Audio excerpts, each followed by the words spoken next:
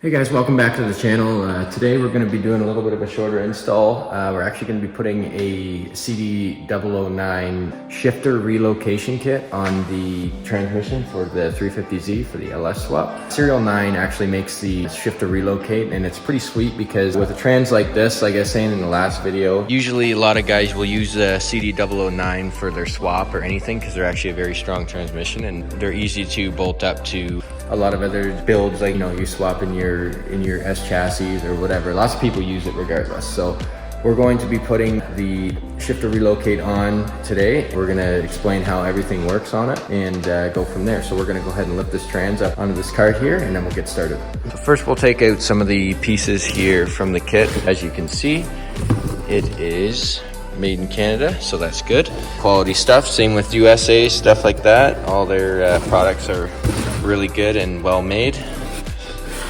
Open it up here. Here's their logo in case you guys, I'm gonna leave a link in the description of this whole kit here. So we got some spacers. Here's the shifter itself. And some more bushings. Dowel pin. And bracket here. And then this is your main bracket here that actually hooks up to the back and replaces that tailstock there. So that's it in the box. Let's get started and put this up on the cart.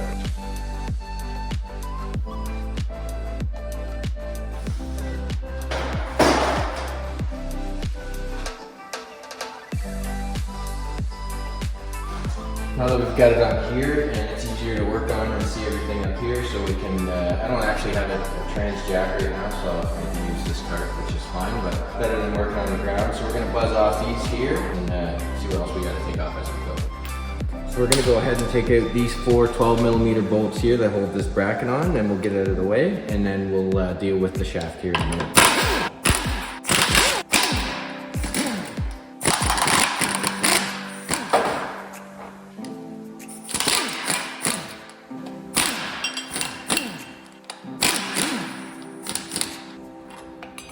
And just like that, that is the old piece. As you can see there, it's quite a bit longer. So you're gonna see what the difference is between this and the other one that we go and grab here and how much shorter it is. Now what we're gonna do is we're actually gonna grab a punch and a hammer and we're gonna slide this back here. There is a dowel pin in here that we need to push through. It's a double dowel pin, so we're gonna have to push the center through first and then the second one and pull this whole assembly off.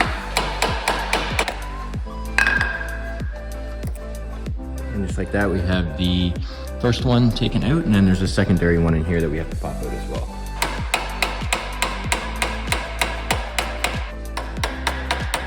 The secondary roll pin is taken out. It's obviously a little bit bigger than the first one that we have because the first one actually goes inside of it and it just doubles up on it. Then we should be able to slide this back and off of the trans, just like that. This is where the old dowel pins went through, and then you'll see what we're gonna do with the new one. So we won't be needing this anymore, this unit, because it will replace it.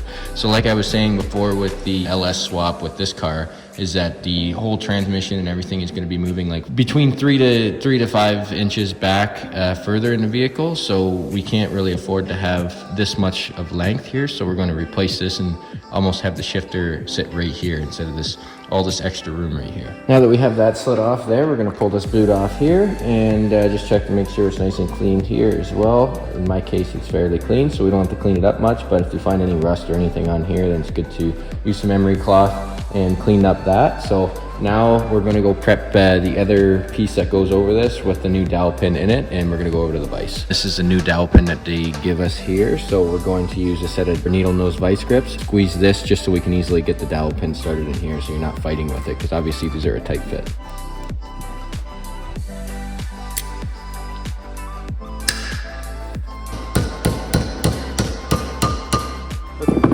Now that it's started in there, you can pull these off and make sure that you don't go any further through here, because then you won't be able to slide it onto the selector shaft. So like I said, you're gonna have to make sure that that's not protruding into here, or else it will catch. So if it slides over nicely like this, then we're good. So we're gonna line up the dowel pin with this here and slowly tap it in.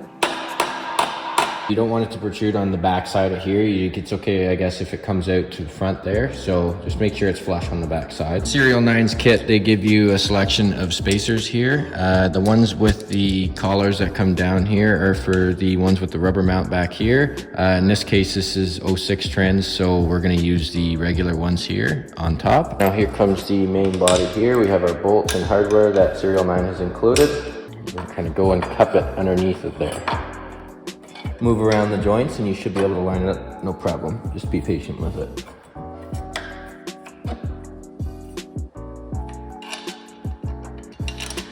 So far guys, this kit here that they offer, everything lines up perfectly. There's no definitely quality that these guys put out. This shifter is pretty expensive. It's definitely worth it, and I didn't want to cheap out on this because I wanted to, you know, obviously I didn't want to yank this out after a while with some other crappy aftermarket or whatever system that somebody has made with this. But Serial 9 is definitely the one to go. Like I said, I'll link it down in the description of where to get this piece here. I can't be any more pleased with how this lined up. Every bolt hole lined up perfectly, and I'll go ahead and tighten those, and I can already tell that everything's working the way it should here.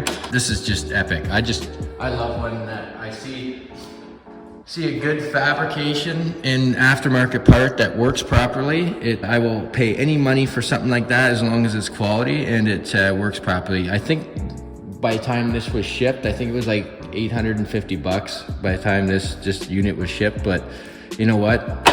You're gonna be thankful later when you're using it, and it's gonna last the longest time too. All the stuff mostly is billet, and then here's an aluminum bracket. And you can actually see with the old one here, how much further this sits back where the shifter would be than where this shifter is here. So that's a huge difference. Now this is a fairly cool piece too as well. This piece allows you to actually have 3 different locations that you want to actually mount your shifter. You can mount it on the furthest one back, have your shifter back here, or you can have your shifter here in this front, or you can move this to the center hole and have your shifter up front, and you guys get the idea. You have 3 different locations. And say, for example, if your trans tunnel and your hole where your shifter comes through is not exactly dead center with the transmission, you can give it a turn. You can put the shifter up front like that too as well, and it will work the exact same way. So the amount of adjustability on this bracket here is just pretty well endless in any swap. So that's very handy to have that. You're not set to one spot. I don't know exactly where we're gonna actually put this yet because it's not in the car, but this will be super easy to put on after when everything's bolted up in the 350. In this case, I'm just gonna set it here for now and make sure everything works. So there's your fourth, obviously. Make sure you have all your gears. Your reverse lockout still works. That's awesome. They already prefabbed a collar up too for that, so they pretty much have it dialed in now. So everything works as it should. So that's the install on this shifter relocate. Overall, very, very impressed with how this system fits here, and it's so well designed.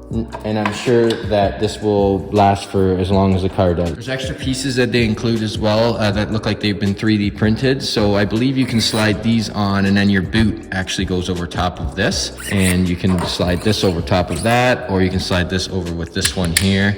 And they have a little O-ring here that catches it nicely, so you can slide it over. So you get a nice OEM look when you have it in the car, so your boot's not sagging around or anything else, and you zip tie it to this. So overall, it's actually a super easy install to put this on the car. Obviously, it's easier when you have the transmission taken out of the car to do it and explain how it's put on and whatnot. I'm sure that you can easily do this in the car too if you drop it back a bit, but overall, very happy with the install. I'll leave a link in the description for Serial 9. So as of for that, guys, I'm just gonna give you a little bit of a cinematic of the piece here and kind of what all we installed today. So enjoy that.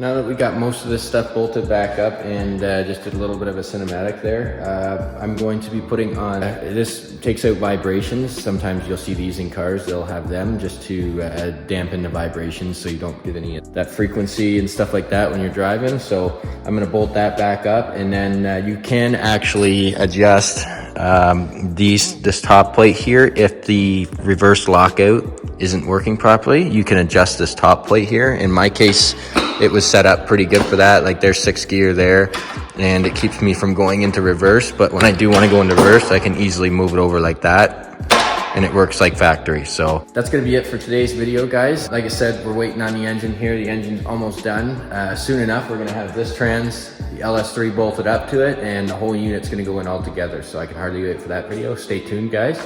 See you in the next one.